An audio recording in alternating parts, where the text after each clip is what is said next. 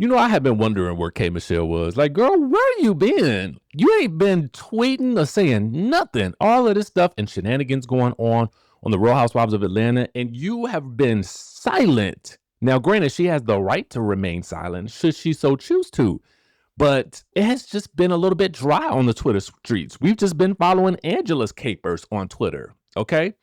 So we had no idea what K Michelle had going on, but now we do because she is responding to the people and she is picking right up where Angela left off and battling the people on the Twitter. So let's go and hear what she has to say about these alliances, these Africans, the album, everything. She lays it all out for us, and we thank you, K Michelle.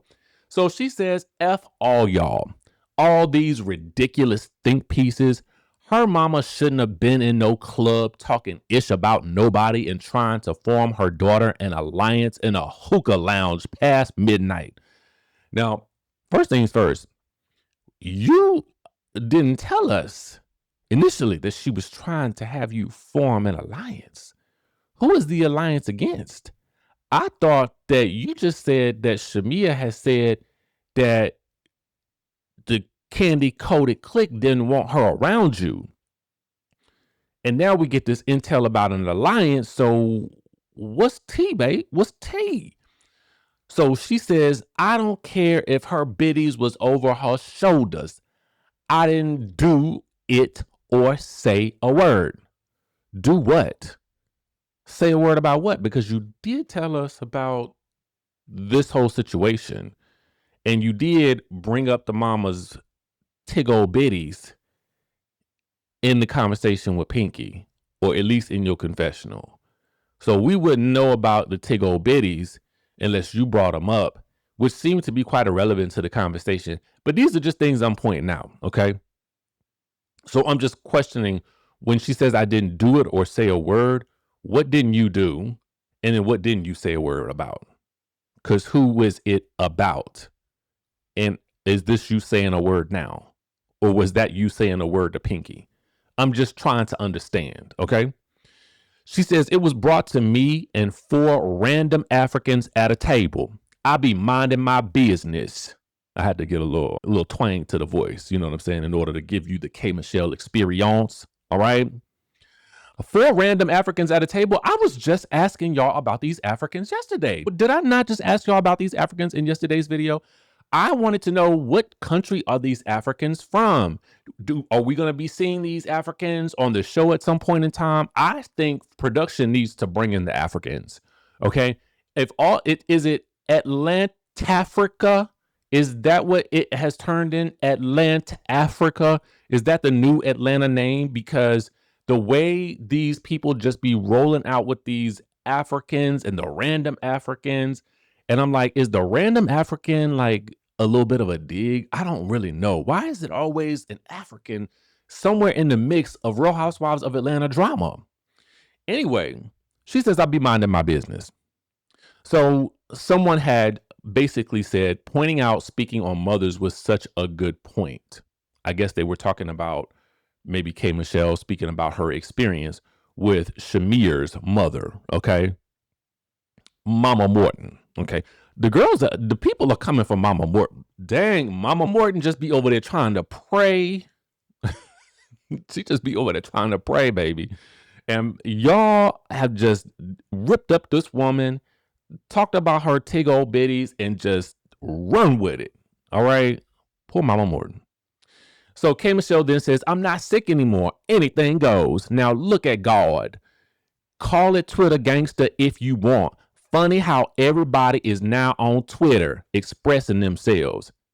Angela, the girls wasn't doing that, but judge me when I tweet. Tweet, tweet, tweet. You got to read it in the K Michelle voice. If you're not reading this in K Michelle's voice, you are not really mentally getting the best experience out of this. You're not getting the best experience that you possibly can.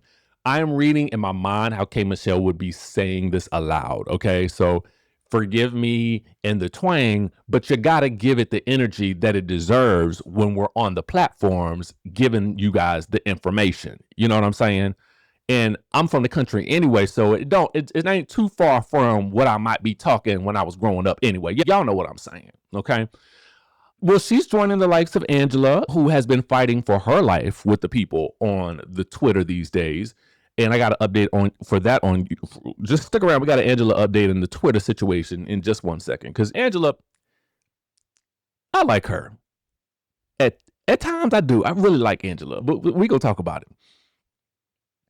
K. Michelle says, I'm so happy with this album documentary. Y'all get to see what I've had to go through. No sympathy needed. This has been hard. I've been fighting for every song, every note, making an album, starting a new TV show, all while battling illness. I don't care. I'm congratulating myself. I do have empathy for K. Michelle because of the things that she has gone through. And this is the K. Michelle in this paragraph right here that I think we were all hoping that we would see more of on the show. I wanted to see the album making process. I wanted to see the behind the scenes of what this all is. We've kind of gotten a little bit of it, but most of the K. Michelle stuff has been centered on the monsters that are out to get her in the middle of the night. This is more about what I want to see. So I'm glad she's doing a documentary to go along with this album, because if nothing else, K. Michelle is going to give you some good music. Now, she says, 2 weeks ago, I shot album visuals and literally could not walk. Seriously, not walk. I was determined to not cancel, get it done. I had to play on my stomach for hair and makeup, but I did it. I had to lay on my stomach for hair and makeup, but I did it. Went right into my last reconstructive surgery and been stuck healing on my stomach, approving album visuals and songs right out of surgery. It feel good. I feel like myself again. I look like myself again. Yes, bitch, I'm serious. My heart big. I'm sensitive, but I ain't nothing to be played with. Never forget that. I'm happy, Lord. I've got work to do. Pudding. I'm trying to carry my culture on my back into a genre and a space we are not represented in. I have to fight every day. I watch myself. I can't just go around crashing out like I used to. So excuse me if sometimes I gotta tweet and vent about the petty ish in my life. Laugh at it. I deserve it. I'm human. I can get that. I can rock with that. You know what I'm saying? Because otherwise, how would we know what was going on, right? If we didn't have K. Michelle to narrate it for us outside of the show. Someone says, I wish we got to see this K on the show. Just like I said, she says, you will. Clear indication that she'll likely be back for next season. So someone says, funny how the story has changed now from her mama was in there praying up a storm to now talking ish about people. I guess Portia was right about you switching up after the season. Shamea really played herself. K. Michelle says, shut up, clown. I said both. She was holding my hand, praying and talking mess about another castmate. I have my proof, so I'm not bothered. And it ain't no second picture. Ain't no switch up here. I stand alone. I don't play these little girl games about no teams. That's weird. Now go and play with your sausage. I got $1 million project to stress about. A second picture. And what is the proof that she was praying out one side of her mouth and then talking mess about a castmate? And which castmate was it? Was it Portia? Or was it somebody else? I don't know. Someone says in the comments, the housewives have been turning up on Twitter for over a decade. You didn't create that. And honestly, your tweets have nothing on Candace's tweets. Oh my goodness. Now, in the meantime, Angela is over taking photos with the founder of Twitter, Jack Dorsey, and talking about why she shouldn't be arguing on Twitter. It says hashtag deactivated, hashtag billionaires rhoa. You see, Phaedra says, you in the right room today. K. Michelle, of course, with the laughing emoji. I guess she really is back in action. K. Michelle must have been really out of commission. But go Angela. Listen, I don't want Angela to be out here just windmilling with everybody on the Twitter. I think it's one thing to make like a general statement at times, but I think it's this is something interesting Portia does. Portia will drop a comment and then she'll delete it. I like that. Just long enough for the people to catch it, but not long enough for you to be going back and forth with people that you don't know on the Twitter, because you're not being paid to do that. Like, do what you need to do on the show and in interviews, but arguing with the people down to the Twitter that you have no idea who they are, girl, that's free labor. Absolutely not. Stop it. Speaking of Real Housewives of Atlanta news, y'all remember Britt Edy from last season? Well, she is back in the news. She is accusing her ex, Michael Cunningham, of paying her mortgage, which is $2,800, and monthly car note late to damage her credit. Oh my God, I wish my mortgage was. Ugh. Whew.